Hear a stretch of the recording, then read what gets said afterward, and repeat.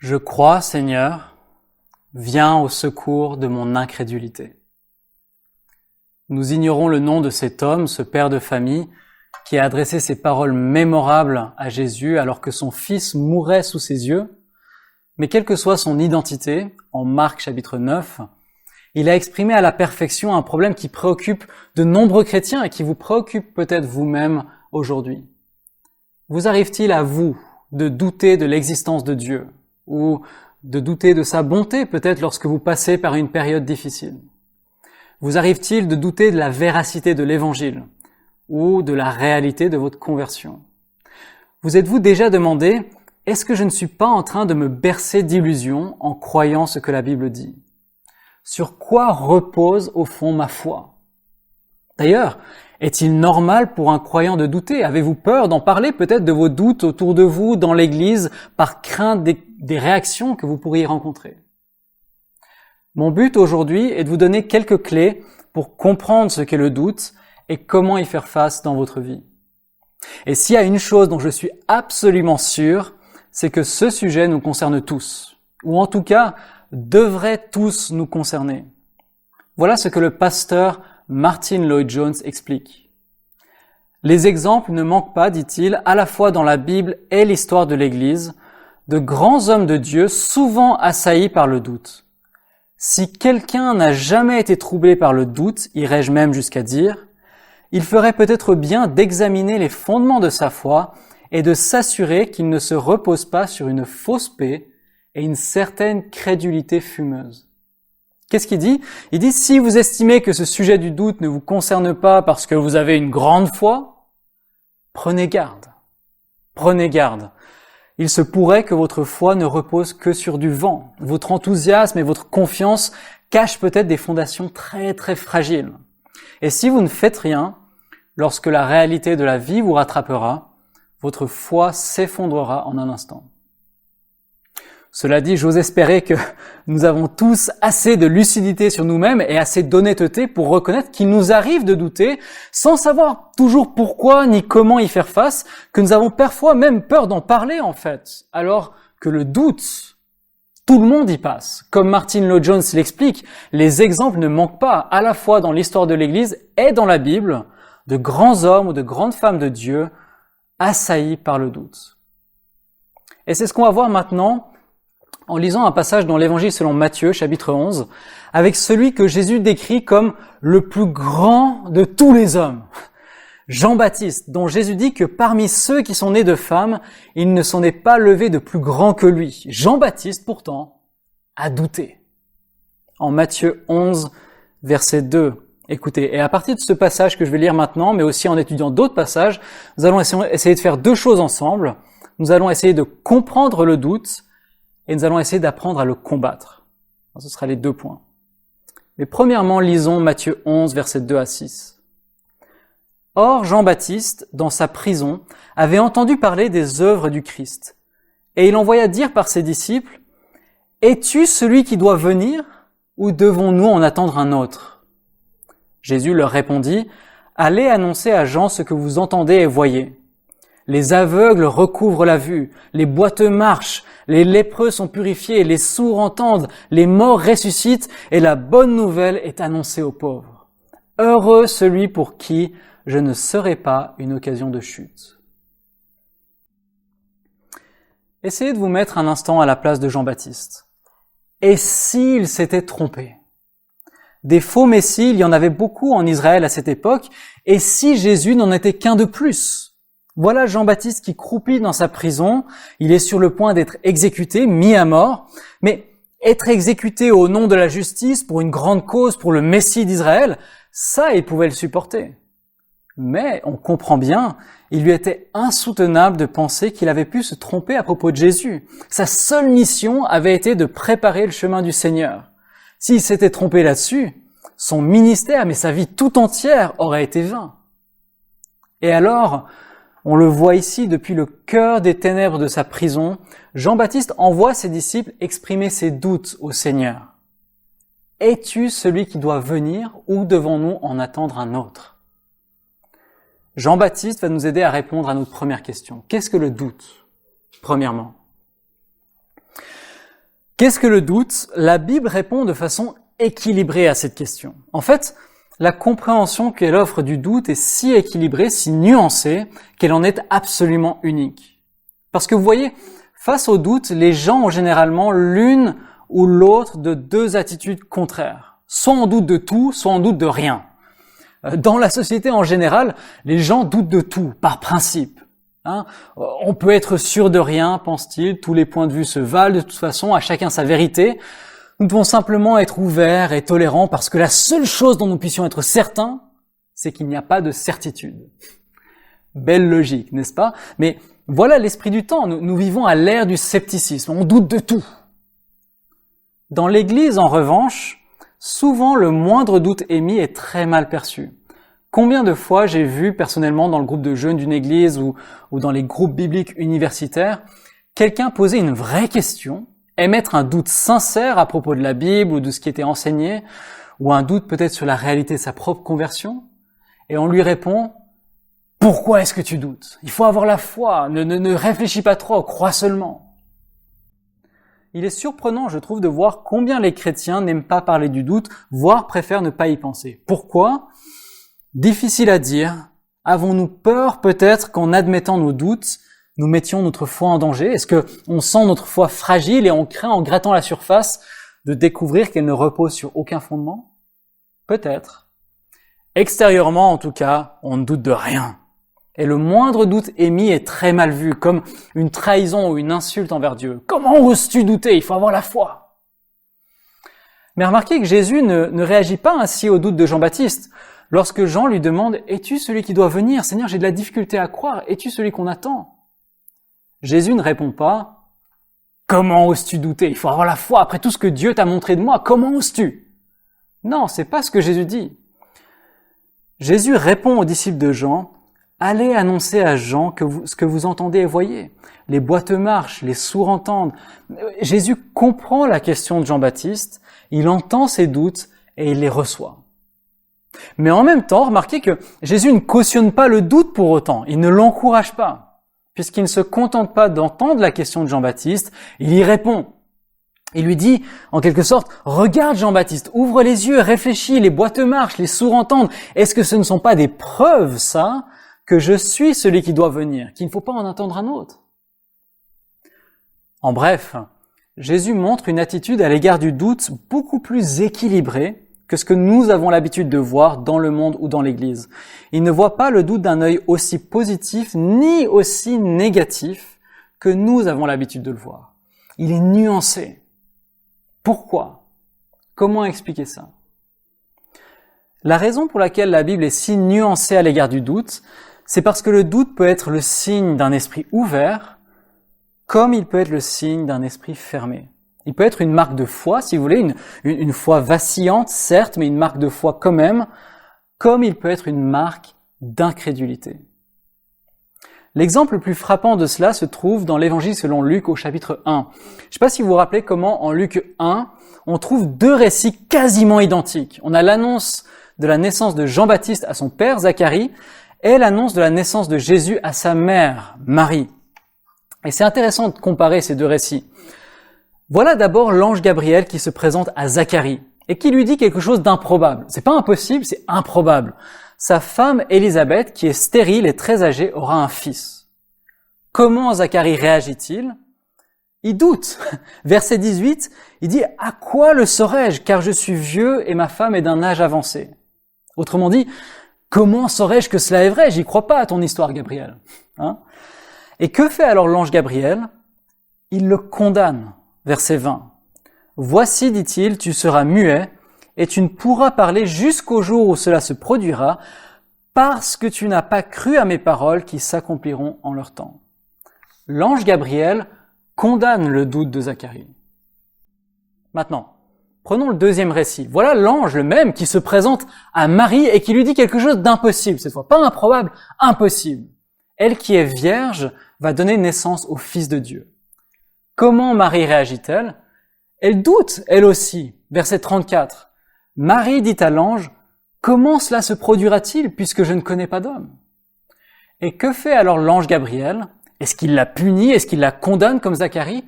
Non, Il la récompense, en fait. Il lui dit en gros, Marie, écoute, voilà comment ça va se passer, le Saint-Esprit va venir sur toi et fais-moi confiance car rien n'est impossible à Dieu. Marie doute et elle est récompensée. Pourquoi cette différence de traitement entre Zacharie et Marie? Simplement, je crois, parce que le doute peut être le signe d'un esprit fermé, comme il peut être le signe d'un esprit ouvert. Zacharie a l'esprit fermé, incrédule. C'est un doute malhonnête, si vous voulez. Comme s'il disait à l'ange, quelle idée absurde, ma femme enceinte à son âge, c'est impossible, c'est stupide. Seulement dire, vous voyez, c'est impossible, c'est stupide, c'est une affirmation, pas un argument. Et c'est ça le problème avec ces doutes malhonnêtes, c'est qu'ils ne cherchent pas de réponse, ils ne sont pas ouverts à la discussion. Marie, elle, à l'inverse, a l'esprit ouvert, humble. Elle demande en réalité des renseignements. Elle ne dit pas, vous voyez, c'est impossible que ça se produise. Elle dit, comment serait-ce possible que cela se produise? C'est un doute honnête qui a pour point de départ la foi.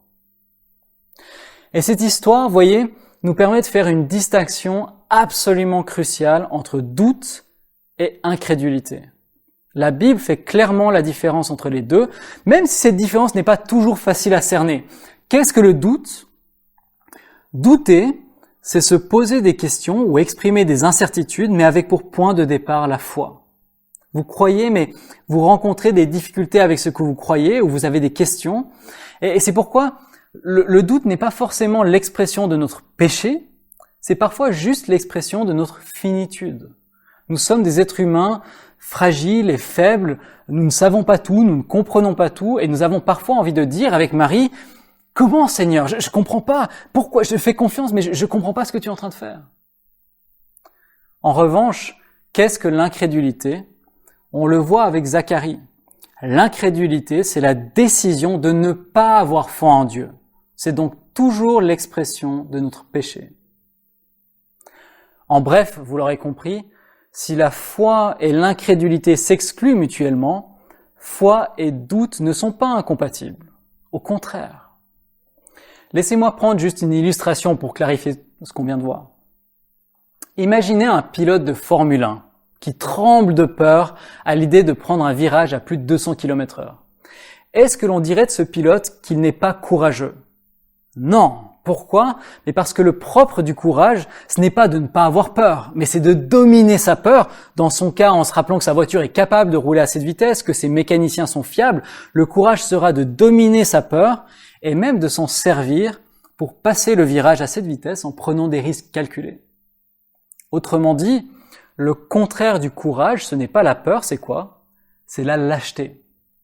Et de la même manière, vous voyez, le contraire de la foi, ce n'est pas le doute, c'est quoi? C'est l'incrédulité. On ne dira pas de quelqu'un qui a des doutes qu'il n'a pas la foi, puisque le propre de la foi, c'est précisément de dominer ses doutes et même de s'en servir pour que notre foi en sorte fortifiée. Est-ce que vous comprenez que ce qui s'oppose à la foi et la détruit, ce n'est pas le doute, c'est l'incrédulité. C'est vraiment important de faire la distinction.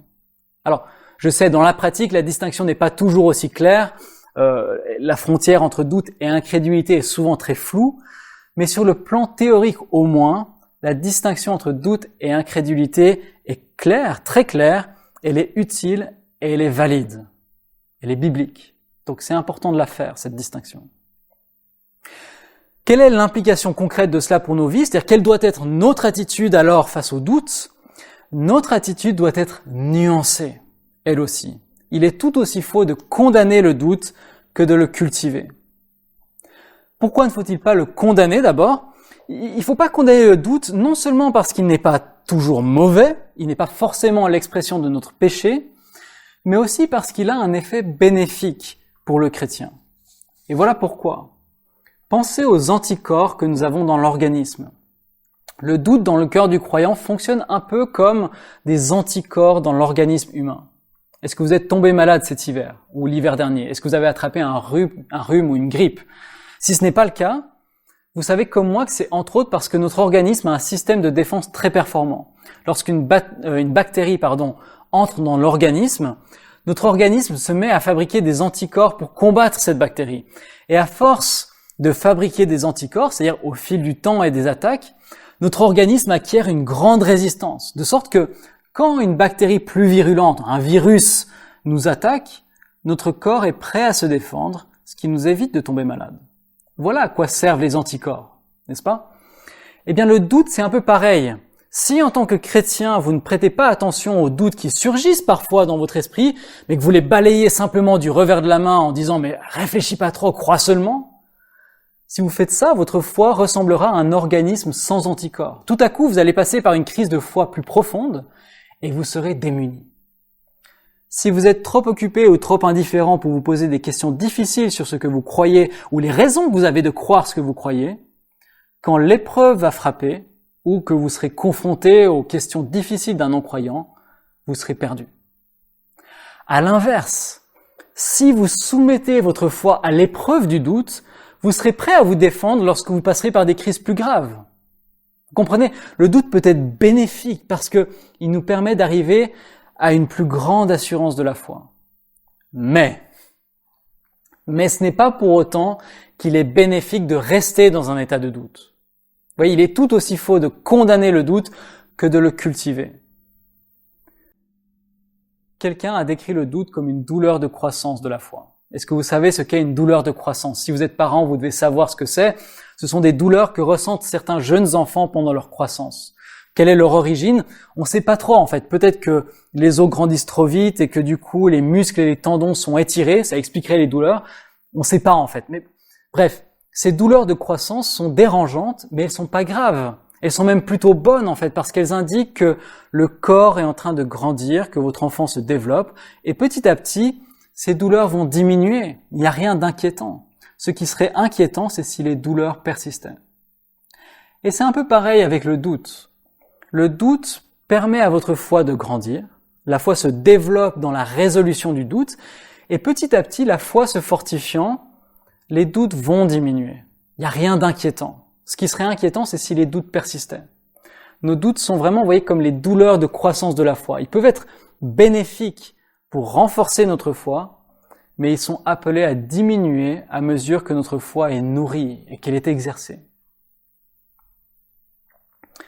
Voilà pour ce premier point, où nous avons à chercher à comprendre le doute. Qu'est-ce que c'est que le doute? Et ce qu'il faut vraiment retenir de toute cette première partie, c'est que le doute fait partie de la vie chrétienne normale. Sinon, c'est que nous ne vivrions pas par la foi. Il n'y a pas de foi sans une part de doute. Mais il doit être combattu. Et c'est ce qu'on va voir maintenant. Deuxièmement, comment combattre le doute? Et j'aimerais vous donner 4 étapes. Ce ne sont pas forcément des étapes chronologiques, mais 4 choses à faire pour combattre le doute. D'abord, s'adresser à soi. Comme je l'ai dit en introduction, les exemples ne manquent pas à la fois dans la Bible et dans l'histoire de l'Église de grands hommes de Dieu assaillis par le doute. C.S. Lewis était l'un d'entre eux. Et voilà par exemple ce qu'il a écrit dans une lettre à un de ses amis. « Mon problème, dit-il, est un manque de foi. Je n'ai aucun motif rationnel de revenir sur les arguments qui m'ont convaincu de l'existence de Dieu, mais le poids mort de mes vieilles habitudes sceptiques, l'esprit du temps, les soucis quotidiens me détournent de la joie que j'ai au contact de la vérité, et souvent quand je prie, je me demande si je n'envoie pas mes lettres à une adresse qui n'existe pas. Remarquez que ce n'est pas ce que je pense, ma raison entière est convaincue, mais c'est souvent ce que je ressens. » Je suis presque sûr que vous connaissez ce que Lewis décrit ici. Mais indirectement, ce qu'il est en train de nous dire, vous voyez, c'est que l'esprit humain est dirigé tout autant par la raison que par les émotions. Et à ce jeu-là, les émotions sont souvent les plus fortes. N'a-t-il pas raison de dire que tout ça nous affecte? Les soucis quotidiens, le poids mort de nos vieilles habitudes, le péché qui s'attache encore à nous, l'esprit du temps aussi qui nous suggère que cette vie n'est qu'une mauvaise blague d'un néant à l'autre, que la vie n'a pas de sens, n'a pas de but. Est-ce que, à force d'entendre et de réentendre ça, en voyant le pouvoir que le péché a encore dans notre vie, on n'en vient pas des fois à se demander, mais Dieu m'entend-il? Dieu est-il seulement là ou est-ce que je me suis trompé sur toute la ligne? Et le doute s'installe petit à petit. Remarquez que ce n'est pas ce que nous pensons. Souvent, notre raison entière est convaincue, mais c'est parfois ce que nous ressentons. Que faire alors? Quelle est la solution? Eh bien, écoutez encore ce que C.S. Lewis dit. à moins que vous n'enseigniez à vos émotions où elles doivent descendre du train, vous ne pourrez jamais être un chrétien ou un athée raisonnable. Vous ne serez qu'un personnage ballotté par les flots, dont les croyances dépendent autant de sa digestion que du temps qu'il fait. Qu'est-ce qu'il dit? Vous voyez, il dit, c'est ridicule de penser que parce que nous avons un jour adhéré à une vérité, nous allons automatiquement y tenir contre vent et marée. La force des arguments rationnels ne fera jamais le poids contre la puissance des émotions. Alors, comment pouvons-nous enseigner à nos émotions où descendre du train? Eh bien, c'est en nous adressant à nous-mêmes. Vous voyez, très souvent, le doute nous envahit pour une raison essentielle. Nous nous écoutons au lieu de nous parler. Réfléchissez juste aux pensées qui vous assaillent le soir au coucher, quand vous êtes dans votre lit en essayant de vous endormir, ou les pensées qui vous tiennent éveillé la nuit ou qui vous accablent dès le réveil. Vous n'avez rien fait pour susciter ces pensées, mais elles commencent à s'adresser à vous. Elles vous rappellent peut-être les problèmes de la journée, elles exagèrent les défis qui vous attendent dans les jours à venir, elles réveillent le souvenir de vos échecs passés ou des péchés que vous avez commis. Quelqu'un vous parle en fait. Qui est ce quelqu'un? C'est votre moi. Quand le doute nous assaille, nous laissons notre moi nous s'exprimer au lieu de lui parler. Et c'est là que réside tout le problème. Nous devons parler à notre âme au lieu de la laisser s'adresser à nous. Comment faire? Eh bien, pensez au psalmiste, au psaume 42, qui dit « Pourquoi t'as battu mon âme et gémis-tu sur moi? Attends-toi à Dieu, car je le célébrerai encore pour son salut. » Vous voyez, au lieu de se morfondre dans le doute, le psalmiste affronte son moi, il le réprimande, il l'exhorte en lui disant « Mais pourquoi t'as battu mon âme? Espère en Dieu. » Et il arrive comme ça un moment où nous devons, en quelque sorte, saisir notre âme par la cravate et lui parler dans le casque. Il faut arrêter d'écouter notre âme, d'écouter ses gémissements et ses plaintes pour lui dire « Écoute, maintenant c'est toi qui vas m'écouter. » Puis nous devons lui parler par la parole de Dieu, non pas avec nos raisonnements logiques, non pas avec la parole des hommes, mais lui parler au moyen de la parole de Dieu. Ça, c'est la première étape. Nous devons enseigner à nos émotions où elles doivent descendre du train. Si nous ne le faisons pas, nous serons sans arrêt ballottés par les flots et la proie de nos doutes. Ensuite, il est important de sonder les causes. Pourquoi est-ce important?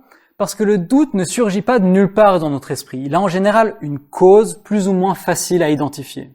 Et il est possible, pas toujours, mais il est parfois possible de s'attaquer directement aux causes du doute pour le tuer dans l'œuf, si on veut. Alors, quelles peuvent être les causes de notre doute?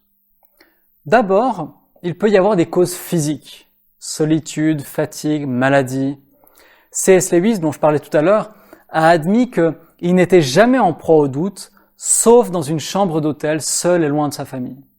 Un siècle plus tôt, Charles Spurgeon disait détester l'hiver. C'est bien connu, Spurgeon passait chaque hiver quelques semaines à Menton, sur la côte d'Azur, parce que l'hiver à Londres, où il habitait d'habitude, le froid, le brouillard, tout cela avait un effet néfaste sur sa santé, mais aussi non seulement sur sa santé, mais aussi sur ses états d'âme. Il était en proie à la déprime, au doute. Bref, le doute peut avoir une cause physique. On a d'ailleurs un exemple biblique de cela. Élie. Est-ce que vous vous souvenez comment Élie, épuisé par son bras de fer avec Akab et Jézabel, part au désert?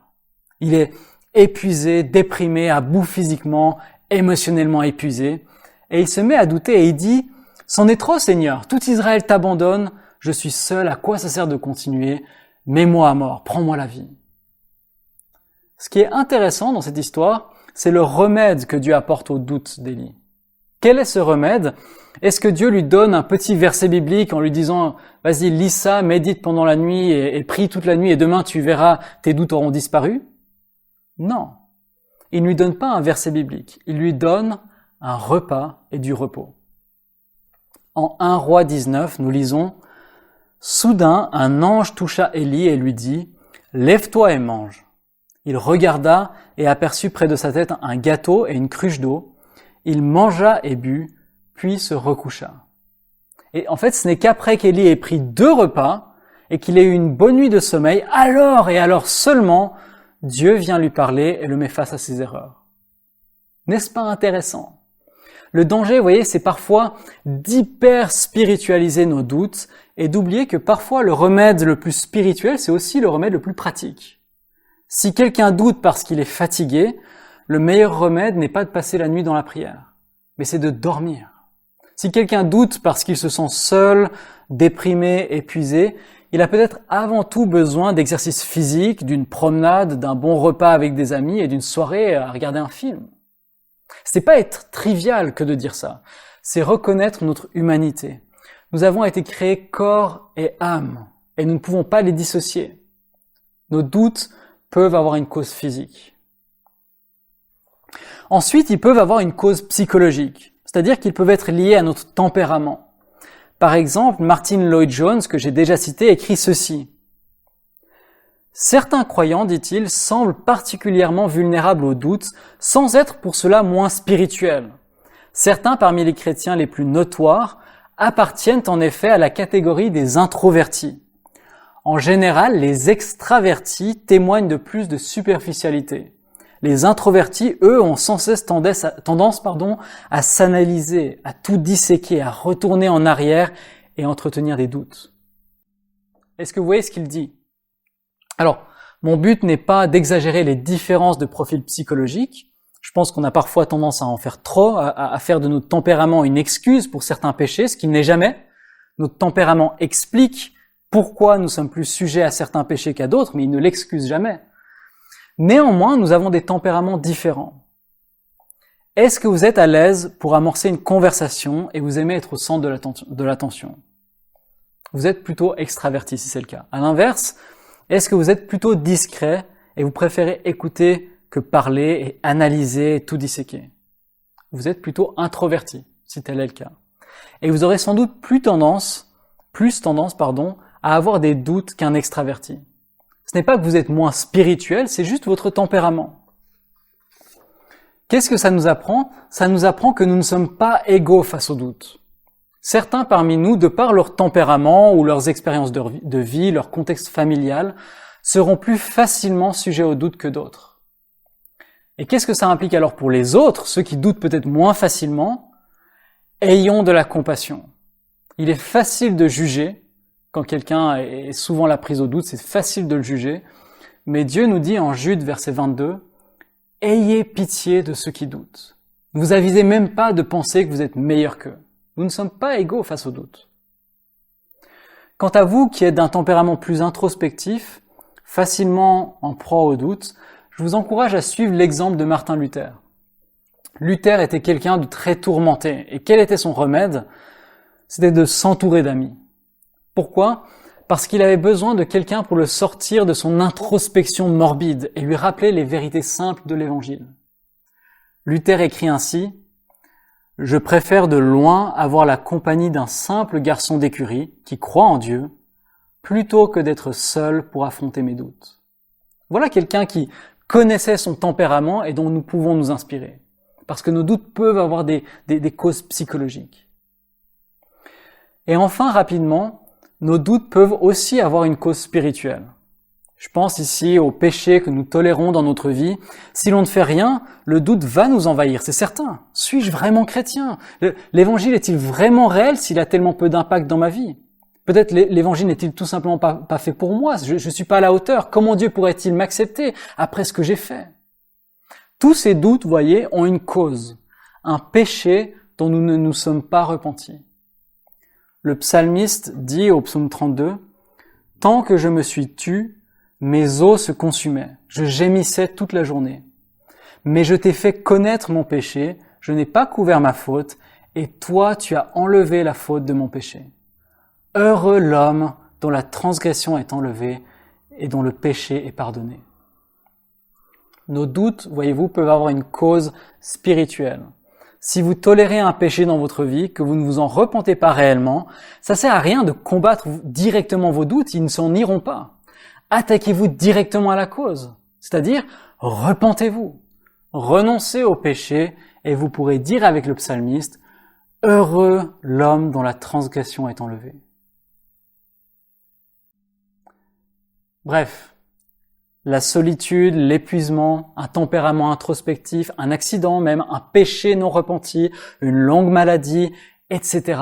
Voilà autant de portes ouvertes au doute. Le doute ne surgit pas de nulle part dans notre esprit. Il a en général une cause qu'il est important d'identifier. Pourquoi ?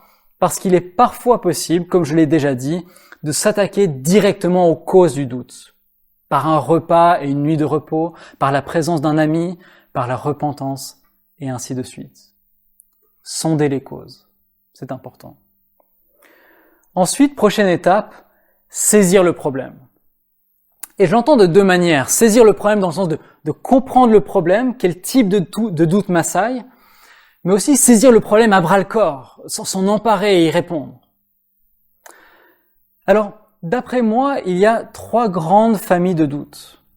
Si vous lisez différents livres sur le sujet, vous verrez que parfois ils identifient 7 ou même 10 familles de doutes. Moi, j'ai ramené ça à 3 grandes familles qui peuvent être subdivisées ensuite en sous-groupes. Mais pourquoi 3 ? Eh bien parce qu'on dit souvent que la foi est composée de 3 éléments. Connaissance, conviction et confiance.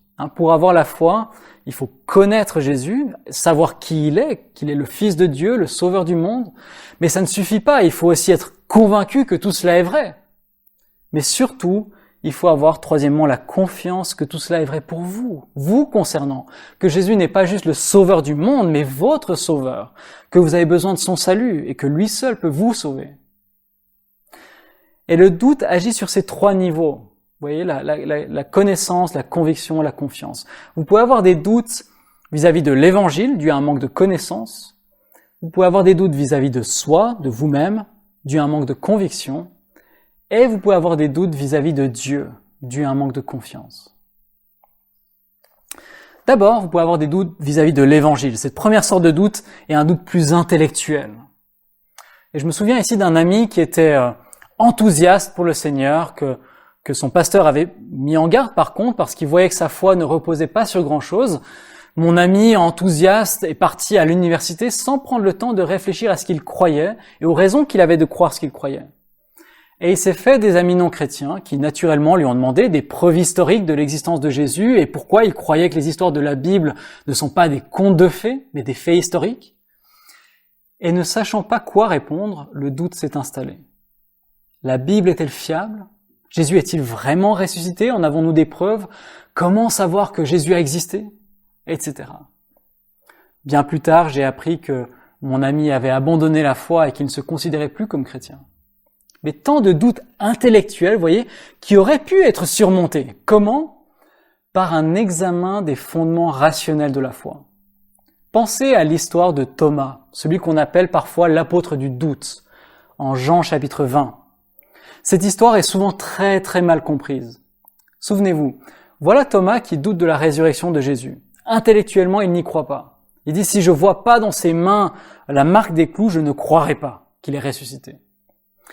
Est-ce que vous vous souvenez comment cette histoire se termine ? Jésus lui montre la marque des clous, mais il le réprimande aussi. Il lui dit, parce que tu m'as vu, tu as cru, heureux ceux qui n'ont pas vu et qui ont cru. C'est un reproche qu'il lui fait. Et du coup, certaines personnes lisent cette histoire et disent, vous voyez, il faut avoir la foi, ne réfléchissez pas trop. Pourquoi toujours ce besoin d'avoir des preuves, des raisons intellectuelles de croire ? Non, crois seulement. Et ce passage est pris comme un plaidoyer pour une foi aveugle. Mais est-ce bien là ce que cette histoire nous enseigne ? Non, en fait. Vous voyez, parce que toute la question est de savoir pourquoi Jésus réprimande Thomas. Est-ce que Jésus le réprimande parce qu'il refusait de croire sans raison suffisante, parce qu'il avait besoin de raisons, de preuves pour croire ? Non. Si Jésus réprimande Thomas, ce n'est pas parce qu'il refusait de croire sans raison suffisante, mais parce qu'il refusait de croire malgré des raisons plus que suffisantes. Pendant 3 ans, Thomas avait accompagné Jésus, il l'avait côtoyé. Il avait entendu dire que Jésus devrait mourir, puis ressusciter 3 jours plus tard. Et puis, il avait eu le témoignage des autres disciples qui avaient vu Jésus ressusciter. Jésus ne le critique donc pas parce qu'il avait besoin de preuves pour croire. Il le critique parce qu'il refusait de croire malgré l'abondance de preuves irréfutables qu'il possédait déjà. Autrement dit, L'appel à la simplicité de la foi ne doit jamais être pris comme un encouragement à une foi simpliste. Jésus nous dit de devenir comme des petits enfants, c'est-à-dire d'avoir une foi simple. Mais il ne nous dit pas d'avoir une foi simpliste. Au contraire, il invite ceux qui doutent, Thomas ou Jean-Baptiste, comme on l'a vu tout à l'heure, à examiner les fondements de leur foi. Regarde Thomas, la marque des clous dans mes mains. Regarde Jean-Baptiste, les boîtes marchent, les sourds entendent, etc. Jésus ne veut pas qu'ils aient une foi simpliste, comme quelqu'un qui souhaite que quelque chose soit vrai en dépit du bon sens, contre toute logique. Non, il leur donne des preuves factuelles, rationnelles. Regarde, touche, réfléchis. Qu'est-ce que cela nous apprend ? Cela nous apprend que si la foi va au-delà de ce que la raison humaine peut comprendre, elle ne va jamais à l'encontre de la raison. Savez-vous pourquoi vous croyez? Quelles sont vos raisons de croire la Bible, de croire que Jésus est le Fils de Dieu ressuscité? Êtes-vous prêt à donner les raisons de votre espérance à ceux qui le demandent? Dieu vous l'ordonne. Allez au fond des choses, creusez, examinez les preuves, vérifiez si ce que vous croyez est bel et bien vrai. L'examen des fondements rationnels de la foi est un ordre, pas une option. Car si vous ne le faites pas, vous serez comme une plante sans racines arrachée au premier coup de vent, comme mon ami dont je vous ai parlé. Voilà cette première sorte de doute, plus intellectuelle. Et puis il y a une deuxième sorte de doute vis-à-vis de soi. Cette deuxième sorte de doute est un doute plus personnel cette fois. Est-ce que vous avez déjà rencontré des chrétiens qui croient que l'évangile est vrai, mais qui n'arrivent pas à croire que l'évangile est vrai pour eux? Savoir que Dieu aime et savoir que Dieu m'aime sont deux choses très différentes. Et certains chrétiens sont ainsi. Ils doutent de leur salut parce qu'il leur manque cette conviction que l'évangile est non seulement vrai, mais qu'il est vrai pour eux personnellement. Dieu m'a-t-il vraiment pardonné, se demande-t-il. Ma repentance est-elle suffisamment sincère pour que Dieu m'aime réellement? Ai-je vraiment la foi? Comment savoir si ma foi est bien réelle? Etc. Tant de doutes personnels qui peuvent être surmontés. Comment? En tournant vers Jésus les regards portés sur soi. Pensez à Pierre marchant sur l'eau en Matthieu 14. Voilà Pierre et les disciples qui sont dans une barque sur la mer en furie. La tempête fait rage, on connaît bien cette histoire, quand tout à coup Jésus s'approche d'eux en marchant sur l'eau. Que lui demande Pierre à ce moment-là? Il lui demande « Seigneur, si c'est toi, ordonne-moi d'aller vers toi sur l'eau. » Et Jésus lui dit « Viens !» Et voilà Pierre qui se met à marcher sur l'eau, quand soudain, il commence à s'enfoncer. Pourquoi? Qu'est-ce qui a changé? La tempête faisait rage avant l'arrivée de Jésus, la mer était déchaînée avant que Pierre ne quitte le bateau. Autrement dit, les circonstances n'ont pas changé. Qu'est-ce qui a changé entre le moment où il pouvait marcher sur l'eau et le moment où il s'enfonce? Ce qui a changé, c'est le regard. Plutôt que de regarder à Jésus, Pierre a regardé à lui-même. Il a vu les vagues lui tremper les pieds, le vent se déchaîner. Comme il est dit en Matthieu 14, verset 30, « Voyant que le vent était fort, il eut peur et commença à s'enfoncer. » Remarquez qu'il n'aurait jamais dû à nouveau porter attention aux vagues, parce qu'il avait déjà réglé cette question avant de quitter la barque. Rien n'a changé, si ce n'est qu'il a détourné son regard de Jésus pour les porter sur soi. Et il s'est mis à douter. Et c'est toujours pour cette même raison qu'il nous arrive de douter de notre salut. Par exemple, beaucoup doutent de leur salut du fait qu'ils n'ont pas vécu d'expérience dramatique de conversion. C'est peut-être votre cas si vous avez grandi dans une famille chrétienne. Quand vous entendez le récit d'une conversion dramatique, alors que vous-même, vous ne pouvez peut-être pas affirmer à quel moment vous êtes devenu chrétien, est-ce qu'il ne vous arrive pas de vous demander si vous êtes vraiment converti? Ou si vous croyez simplement parce qu'on vous a enseigné la foi dès votre enfance? Suis-je vraiment sauvé? Ma foi est-elle sincère? Ou peut-être que vous ne doutez pas de votre conversion, mais qu'elle vous semble bien lointaine, après 20, 30 ou 40 ans de vie chrétienne. Combien de temps allez-vous encore persévérer? Est-ce qu'en voyant certains chrétiens, peut-être même parmi vos amis, se détourner de la foi, vous ne vous demandez pas parfois, ma foi est-elle réelle? Ma foi est-elle suffisamment forte pour tenir jusqu'au bout? Si vous vous reconnaissez dans ces descriptions, Rappelez-vous d'abord que l'expérience de l'un ne doit pas être la norme de l'autre, et que ce qui compte, ce n'est pas la conversion, mais ce qui s'ensuit. Certains ont vécu une grande expérience de conversion sans jamais connaître la vie nouvelle et ont fini par abandonner la foi. D'autres ne se souviennent pas de leur conversion, à l'inverse, mais la vie nouvelle qu'ils possèdent démontre qu'ils se sont bien convertis. Donc rappelez-vous ça, l'expérience de l'un ne doit pas être la norme de l'autre, mais surtout rappelez-vous ceci. Ce n'est pas la foi qui sauve, c'est la foi en Jésus. Pensez encore à Pierre. Qu'est-ce qui l'a sauvé, lui, Pierre, alors qu'il commençait à s'enfoncer? C'est Jésus. Il a tourné les regards vers lui en disant « Seigneur, sauve-moi ». Croire donc, ce n'est pas avoir foi en notre foi en Jésus, c'est avoir foi en Jésus. Ce n'est pas la foi qui sauve, mais la foi en Jésus. Strictement parlant, ce n'est même pas la foi en Jésus qui sauve, mais Jésus qui sauve par la foi. Est-ce que vous doutez de votre conversion, de la réalité ou de la solidité de votre foi? Arrêtez de regarder à vous-même. Tournez vers Jésus ces regards et vous serez sauvés.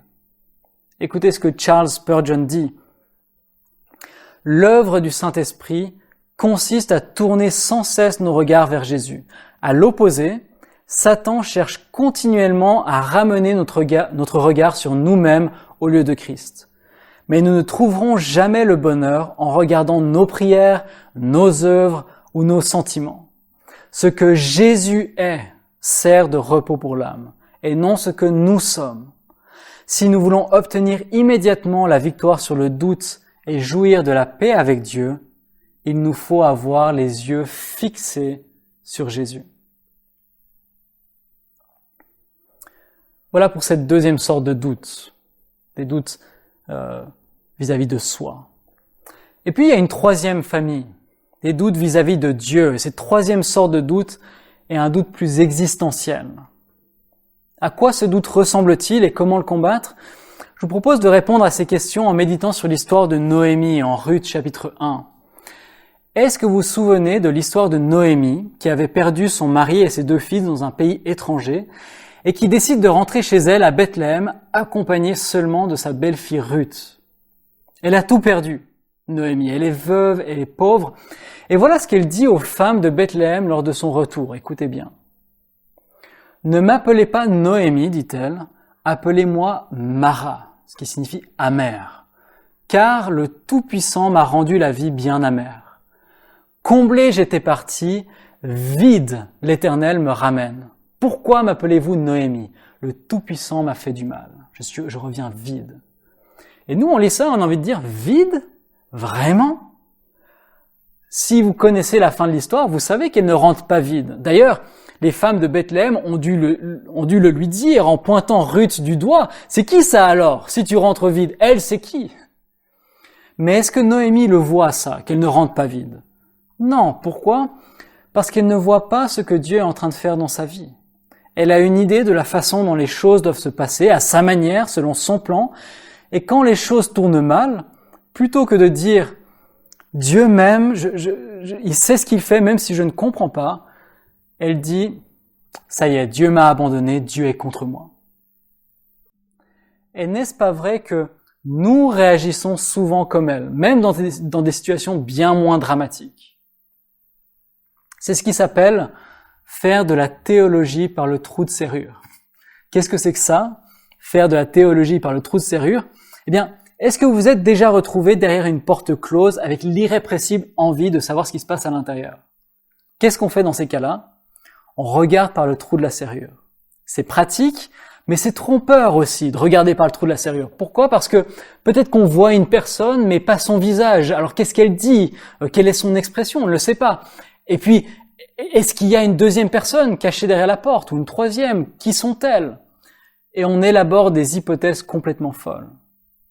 Dans un roman de Kafka, intitulé Le Château, il est justement question de ça. Le héros dit ceci, il dit « Vous aimez, vous autres femmes de chambre, espionner par le trou de la serrure, et vous en conservez l'habitude de conclure d'un détail vrai que vous avez vu, que vous connaissez l'ensemble par un raisonnement aussi grandiose que faux. » Oui, le problème avec les trous de serrure, c'est qu'on n'y voit pas assez pour en tirer les bonnes conclusions, mais on en voit un petit peu assez pour faire toutes sortes d'hypothèses. Et c'est pareil dans notre vie.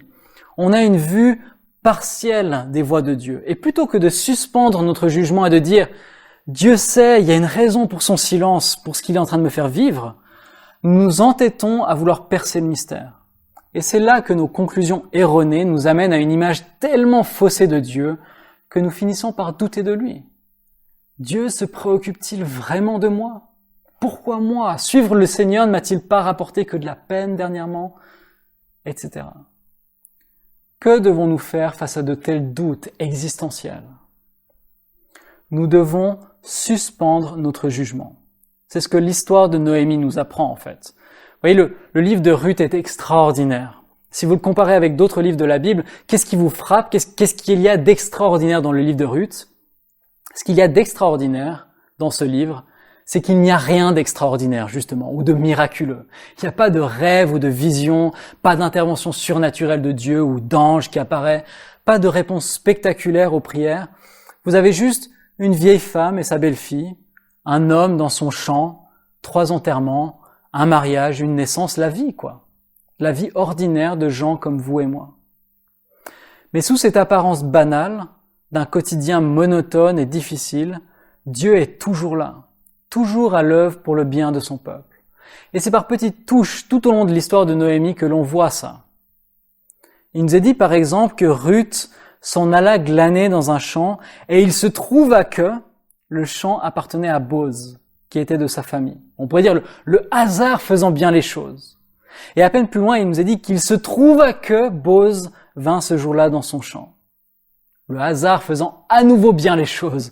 Boz vient dans son champ. Et Boz finit par épouser Ruth, vous connaissez sans doute l'histoire, Ruth qui met au monde un fils, Obed, le grand-père du roi David, arrière-grand-père de Jésus-Christ. Est-ce que Noémie était rentrée vide? Oh non! Pas étonnant que les femmes de Bethléem disent à Noémie à la fin de l'histoire, « Ta belle-fille Ruth vaut mieux pour toi que 7 fils. » Qu'est-ce que ça nous apprend? Ça nous apprend, vous voyez, que quand Ruth s'est attachée à Noémie au début de l'histoire, c'est Dieu qui s'est attaché à elle. Comme Dieu s'attache à vous, même si vous ne pouvez pas le voir. Ah, si seulement Noémie avait suspendu son jugement et attendu de voir comment Dieu transformerait son amertume en joie. Et si seulement nous pouvions apprendre à le faire. Comprenez bien, suspendre son jugement ne signifie pas arrêter de réfléchir. Ce n'est pas dire « Seigneur, je ne comprends pas, mais je te fais confiance de toute façon ». Non, c'est plutôt dire « Seigneur, je ne te comprends pas dans cette situation, mais je sais pourquoi je te fais confiance. Même si je ne comprends pas, toi tu comprends, toi tu sais pourquoi ». Voilà pour cette 3e famille du doute et l'importance de saisir le problème, de saisir quel est le type de doute qui m'assaille et de prendre le problème à bras-le-corps et d'essayer d'y répondre. Et il y a une 4e chose que j'aimerais vous encourager à faire pour vaincre le doute, pour le combattre. C'est de servir avec foi. Georges Bernanos est un romancier français bien connu qui a écrit notamment un livre intitulé « Journal d'un curé de campagne ». C'est l'histoire de ce curé d'une petite paroisse villageoise qui se prend à douter de Dieu, de sa foi, etc. Et à un moment du livre, ce curé fait une réflexion d'une grande profondeur, je trouve. Il dit « Non, je n'ai pas perdu la foi. » Cette expression de « perdre la foi comme on perd sa bourse ou un trousseau de clés » m'a toujours paru d'ailleurs un peu niaise. On ne perd pas la foi. Elle cesse d'informer la vie. Voilà tout. Qu'est-ce qu'il dit? Il dit la façon dont le doute s'installe jusqu'à étouffer la foi, c'est lorsque la foi elle-même n'est pas exercée et qu'elle cesse d'informer notre vie. J'ai comparé tout à l'heure notre foi à notre santé physique, en disant que nos doutes sont comme les anticorps de la foi, parce qu'ils nous immunisent contre des maladies de l'âme plus graves en renforçant notre foi. Mais réfléchissez, qu'est-ce qui vous permet de rester en bonne santé physiquement? Ce qui vous permet de rester en bonne santé, ce n'est pas tant de lutter contre la maladie, mais plutôt de chercher activement à avoir une alimentation équilibrée, à faire de l'exercice physique, etc. Mieux vaut prévenir que guérir, comme on dit. C'est-à-dire, la meilleure manière de rester en bonne santé, c'est encore de mener une vie saine. Et pareillement, vous voyez, la meilleure manière de chasser le doute ne consiste pas à combattre le doute directement, mais plutôt à nourrir et à exercer notre foi. Le meilleur remède contre le doute n'est pas de lutter contre lui, c'est encore d'exercer notre foi au quotidien. Alors laissez-moi vous demander, votre foi informe-t-elle votre vie? Est-elle exercée? C'est ça la question. Vous voyez, sur 100 personnes qui perdent la foi, est-ce que vous vous êtes déjà demandé combien le doivent à un argument rationnel? Probablement 1 ou 2 sur 100 seulement. Est-ce que la plupart des gens ne partent pas simplement à la dérive, petit à petit, un choix après l'autre? Et donc c'est ça la question qu'il faut se poser. Votre foi informe-t-elle vos décisions aujourd'hui? Est-ce que vous la nourrissez, votre foi, comme une plante a besoin d'être nourrie en l'exposant aux rayons de la parole de Dieu, en l'arrosant de prières, en cultivant des relations fraternelles dans l'Église, en vous mettant au service les uns des autres? C'est quand elle est mise en action, au service des autres, que notre foi grandit. Alors demandez-vous, demandons-nous, êtes-vous satisfait de vous-même et des fruits que vous avez un jour portés? Ou est-ce que vous désirez porter des fruits au service du Seigneur aujourd'hui, en laissant votre foi informer votre vie, même si cela doit vous coûter? Par la grâce de Dieu et en gardant les yeux fixés sur Jésus, nous continuerons de croire, malgré le doute, en celui qui est l'auteur de la foi et qui la mènera à la perfection. Soyons-en certains. Amen.